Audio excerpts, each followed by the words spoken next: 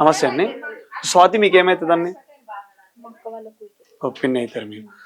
స్వాతి అసలు ఎలా ఉంటదండి? ఏ విధంగా ఉంటది? ఆ వ్యక్తిని ఎలా నమ్మింది అన్నట్టుగా చెప్తున్నారు. అంటే అంత కొ కఠినంగా ఉన్నాడు ఆ వ్యక్తి. అంత దారుణంగా చంపేశాడు. అది అప్పటికప్పుడు వచ్చే డిసిషన్ కాదు. ఎప్పటినుంచో తన మనసులో ఉంటేనే అలా చేయగలుగుతారో మనకు తెలుసు. అంత కఠినంగా సైకోలాగా మారాడు ఆ వ్యక్తి. యాక్చువల్లీ నాకు తెలిసిన వరకు ఏంటంటే తన క్యారెక్టర్ అయితే మంచిది కాదంట. హ్మ్. ఆ అమ్మాయి చిన్నప్పటి నుంచి హాస్టల్లోనే చదువుకుంది. ఆ! ఇక్కడ ప్రైవేట్ గా కాదు, చేవెళ్ళ దగ్గర హాస్టల్లో చదువుకుంది. హ్మ్. అప్పుడప్పుడు ఒక 2-3 మంత్స్ హాలిడేస్ ఉంటుండే కదా కాలేజ్ అప్పుడు. హ్మ్. అప్పుడు వచ్చిన టైంలోనే వాళ్ళతో పరిచయం ఏర్పడింది అమ్మాయి. హ్మ్. ఇక వాళ్ళ ఇద్దరి మధ్య ఎట్లా జరిగిందో ఏందో తెలీదు. హ్మ్. అప్పటికి ఇక తను ఇష్టపడింది కాబట్టి ఇక ఎవరికి తెలియనివ్వలే. లాస్ట్ ఇక కొన్ని రోజులు అయితే వెళ్ళిపోతాం అనే ముందులో ఒకసారి కాల్ మాట్లాడుతుంటే ఇంట్లో వాళ్ళకి తెలిసి మందలించి తిట్టారు. ఇక తర్వాతనే వెళ్ళిపోదామని ఫిక్స్ అయినట్టు వాళ్ళు.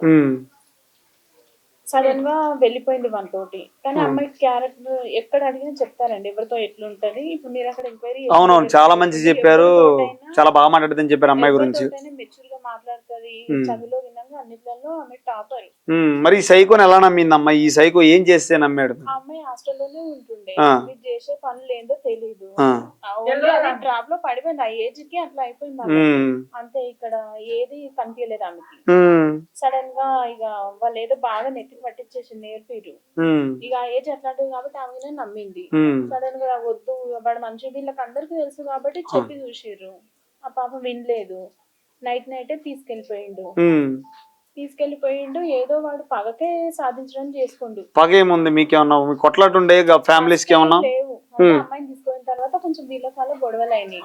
వాళ్ళ ఇంటి పైన డీజిల్ పెట్రోల్ ఏదో పోసేసి తీసుకుపోయినందుకు ఎవరికైనా ఉంటది కదా.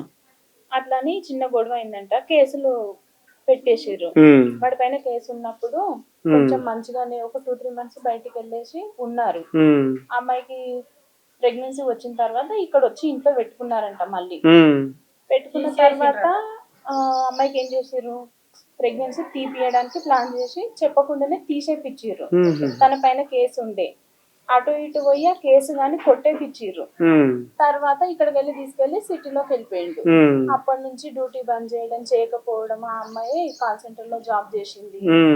మళ్ళీ కొన్ని రోజుల తర్వాత మెల్లమెల్లగా టార్చర్ 8 months వరకు వాడు ఏం జాబ్ ఇప్పుడు ఏది క్యాబ్ డ్రైవర్ చేస్తుండేనంట ఫస్ట్. మా అందరితో కానీ కాంటాక్ట్ లో ఉండించేవాడు కాదు, అందరి ఫోన్ నెంబర్ బ్లాక్ లిస్ట్. ఎప్పుడో ఒక్కసారి ఆ పిల్ల తెలియకుండానే చేస్తుండే. ఇక వాళ్ళ అమ్మనాలతో చాలా రోజు మాట్లాడలేదు, ఎప్పుడో ఒకసారి మాట్లాడుతుండే. ఇక మొత్తానికి డ్యూటీ బంద్ చేసిండు. కొన్ని రోజులు ఆ పిల్లకి ఫుడ్ పెట్టక వినగా నరకం చూపించిండు. చిన్న చిన్న గొడవలు స్టార్ట్ చేసిండు. అంటే డైరెక్ట్ తన నిజ స్వరూపం చూపించకుండా ఏం చేసిండంటే కొంచెం కొంచెం మామంతలో ఆమెనే ఇది కావాలి వదిలిపెట్టి వెళ్ళిపోవాలని చూసిండు. ఆ పిల్లకేమో నేను తప్పు చేసినా ఉంటే వాడితోటే ఉంటా అనేది పట్టుకొని కూర్చుంది.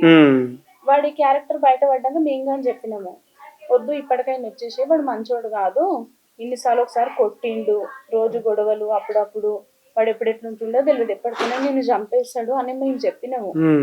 వినలేదు. నేను తప్పు చేసినా ఇంట్లోకి వెళ్ళిపోయినా నీ పరువు తీసినా ఇక ఉన్నా సచిన వాడితో ఉంటా, నాకు ఇప్పుడు ప్రెగ్నెంట్ ఉన్నా నేను వచ్చినా రాలేను అని చెప్పింది. సరేలే పాపను బాబు ఉడితే మారుతుందేమో, ఎవరైనా ఇంత చేసడం తెలియదు కదా. ఇక సరేలే అని మంచిగా ఉన్నానంటే ఇప్పుడు 4th month ఉన్నప్పుడు రాఖీ కట్టడానికి వచ్చింది మా ఇంటికి. తీసుకొని వచ్చిండు. ఇద్దరు వచ్చిర్రు, రాఖీ కట్టేసిర్రు, వెళ్ళిపోయింది. చెప్పిందా అప్పుడు ఇలా జరుగుతుంది? రాఖీ కట్టక ముందు ఒక 1 month బ్యాక్ కొట్టి అక్కడ మెట్రో కింద వదిలిపెట్టి వెళ్ళిండు అమ్మాయిని. ఉప్పల్ మెట్రో స్టేషన్ కింద ఏడ్చుకుంటూ వచ్చింది మా ఇంటికి. ఇక పెద్దవాళ్ళు ఇక్కడ మా బావ వాళ్ళు వచ్చి మాట్లాడారు, ఇట్లా ఏమైంది నీకు చెప్తే అర్థమైతలేదు, వీడు ఇట్లా చూడండి మేము ఎంత చెప్పినా నీకు అర్థమైతలేదు, వచ్చేసే ఇప్పటికైనా అంటే మీరు చెప్పి సర్ది చెప్పి పంపియండి, కానీ నేను రాను, ఇప్పుడు నేను ఇట్లున్నా అని చెప్పింది. వీళ్ళ కోపం వచ్చి వీళ్ళే ఇక నువ్వేమన్నా వేసుకో, నువ్వు చెప్తింటలేవని మళ్ళీ ఊర్లో పంచాయతీ పెట్టి అందరూ ఇద్దరిని తిట్టేసి మళ్ళీ పంపించేశారు ఆ పిల్లని. సరేలే మంచిగా ఉంటారు అని అనుకున్నాం. వాడు ఎప్పటి నుండో ఇక మెల్లమెల్ల టార్చర్ చేయడం స్టార్ట్ చేసిండు. ఏ విధంగా ఈ అమ్మాయి వెళ్ళట్లేదు. ఇప్పుడు మొన్న 5 months పడతాయంట. హాస్పిటల్కి వెళ్ళేసి వచ్చిందంట.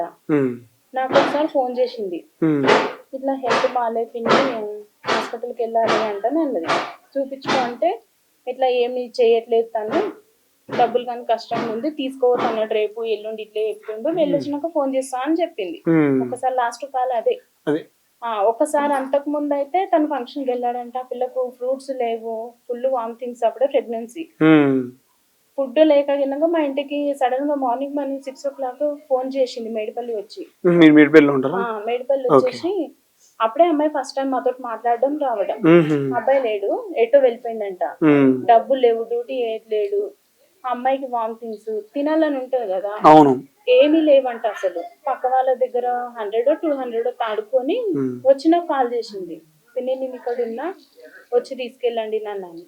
సరే అని ఇంటికి తీసుకొచ్చినాం. చాలా ఘోరంగా అయింది సార్ మొత్తము. అమ్మాయి పనికిరాకుండా అసలు నువ్వేనా ఏంది ఇట్లా అయినా అంటానంటే ఏడ్చింది బాగా. అంటే నా కర్మకి నేను చేసుకున్నా కదా, నాకు తగిన శాస్త్రే చెప్పిందండి. మరి మనకి మీరు చెప్పినట్టు వినలేను కదా, అందుకే నేను నరకం చూస్తున్నా అంటానే ఏడ్చింది. అంటే మరి ఇప్పటికైనా ఇచ్చే అంటే ఇప్పుడు నాకు ఇన్ని 4 months మాట్లాడేమో పిన్ని అంటాను అన్నది. ఆడికనే ఎప్పుడైనా చిన్న ప్రాబ్లం ఉన్న చెప్పు, మేము ఇక్కడే ఉంటాం కా అని చెప్పిన. అంటే సరే అన్నది. ఇక లాస్ట్ అయ్యేసారి ఇక నైట్ ఏం పెద్ద ప్రాబ్లం చెప్పలేదు, ఇంకా ఎంత కొడుతున్నట్టు అప్పుడప్పుడు చెప్పింది. గొడవలు అయితే అప్పుడప్పుడు అయ్యేటంట, కాకపోతే మారుతాడు, ఇప్పుడు కొట్టినా కానీ కొద్దిసేపు మంచిగా ఉంటాడు, మళ్ళీ ఇట్లా చేస్తాడు అనే వరకు కిరోసిన్ పోసుకుందని వాళ్ళ అమ్మాయిని చాలా చెప్తుంది. కిరోసిన్ ఎందుకు పోసుకుంది, పిచ్చిలేసి పోసుకుందా? ఆ పిల్లని హాస్టల్ కాడికి వెళ్ళి పోవాల్సిన అవసరమే లేదు. వాళ్ళ అక్కకు పిచ్చిలేసిందని చెప్పి కాలేజ్ కాడికి పోయి ఆ పిల్లని తీసుకొచ్చి ఏం చేద్దాం అనుకుంటూ, అది కరెక్టేనా? మళ్ళీ నిన్ను దగ్గరకు వచ్చింది కింద మీ అక్కకు చెప్పగానే మెసేజ్ పెట్టిండంట. ఆ అమ్మాయి దగ్గరికి ఎందుకు వెళ్ళి ఏం చేద్దామని వెళ్ళింది? పోవద్దు కదా. ఆ అమ్మాయి రాలేదంట, డౌట్ వచ్చి, అందుకనే మళ్ళా సాయంత్రం చెప్పిందంట వాళ్ళ అక్కకి, ఇట్లా వచ్చిండు కార్ తీసుకొని నీకు పిచ్చి తెచ్చిందని చెప్పిండు, నేను మళ్ళా డౌట్ వచ్చి వెళ్ళలేదు అంటే నువ్వెందుకైనా మా చెల్లి దగ్గర కానీ గొడవ పెట్టుకుందంట. అప్పుడు ఏం చేద్దాం అనుకుంటున్నామని అది మాటల్లో మాట రాదా, అప్పుడు పోసుకుందంట. చాలా సార్లుగా సూసైడ్ అటెంప్ట్ చేసుకోవాలని తను ప్రయోగించిండు కానీ అది కాలేదు. ఇక ఇప్పుడు 5 months పడింది కదా, ఇంకా కొన్ని రోజులు అయితే ఏదో జరుగుతుంది, ఆ పిల్లిడికి వద్దామని ఏడ్చిందంట. నాకు కానీ కాల్ చేసిండు ఆ రోజు, ఒక 1.5 hour అయితే చంపేస్తా అనగా ఆయన ఫోన్ తోటే నాకు ఫోన్ చేసిండు. అమ్మాయి ఫోన్ లోకి వెళ్ళి నెంబర్ తీసుకున్నాడు. ఏం చెప్పాడు అప్పుడు? ఫోన్ చేసి ఏం చేసిండు, 3:30 అట్లా నాకు ఫోన్ చేసిండు. ఫస్ట్ టైం కొత్త నెంబర్ ఎవరా అని ఫోన్ లిఫ్ట్ చేసిన. నేను మహేందర్ని మాట్లాడుతున్నా అంటే అన్నాడు. ఏమైందర్ అంటే ఇట్లా స్వాతి వాళ్ళ హస్బెండ్ అంటే చెప్పు అంటే మీతో మాట్లాడాలి అన్నాడు. ఏంటో చెప్పంటే ఇట్లా మీ స్వాతి 2 days నుంచి ఏం తిన్నట్లేదు, వాళ్ళ అమ్మ దగ్గరికి వెళ్తా అని ఏడుస్తుంది, నేనైతే పంపియను అన్నాడు. అంటే మాట్లాడుకోండి, అయినా నా పిల్లలకు 5 months పడినాయి కదా, చేతన అయితే లేదంట, మరి వామిటింగ్స్ ఉన్నాయి పంపి మహేందర్ అంటే నేను పంపియను, పని మనిషినైనా పెడతా గానీ వాళ్ళ ఇంటికి పంపియను అంటని అన్నాడు. అంటే మీరు కొట్లాడకుండి, సరే నేను ఒకసారి ఫోన్ చేసి మాట్లాడతా, నువ్వైతే ఏమనకని చెప్పిన. సరే ఏమైనా మాట్లాడుకో, నేను ఆమె వల్లనే మా అక్క ఈసారి నాకు రాఖీ కట్టలేదు, మా అమ్మ నాన్న నాతో మాట్లాడట్లేదు అని చెప్పిండు. అంటే మీ ఇద్దరు దూరం అయ్యారు కదా, నువ్వు ఆ మొక్కతైతే ఏం మంచిగా లేదు కదా అంటని అన్నా నేను. సరే ఒకసారి అయితే తర్వాత వెళ్తుంది నేను మాట్లాడతలే అని చెప్పిన. సరే ఏమన్నా చేసుకోండి, ఫోన్ చేసి మాట్లాడు అన్నాడు. సరే నేను రేపు ఫోన్ చేస్తాను, సండే కదా అని చెప్పి నేను కొంచెం వర్క్ లో ఉండి మాట్లాడి వెళ్ళేసిండు. ఆ టైంలో 1 hour లో హత్య చేసినట్టుండు.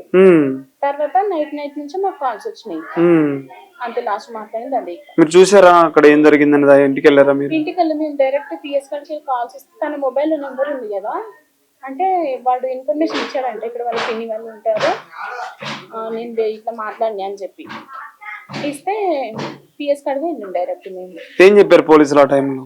అంటే ఇక్కడ హత్య జరిగింది, ఈ అమ్మాయి ఎవరు స్వాతి అంటానంటే ఇట్లా వాళ్ళ పిన్ని ఉంటుంది అన్నారు, మీదేనా అంటే అవును అని చెప్పారు.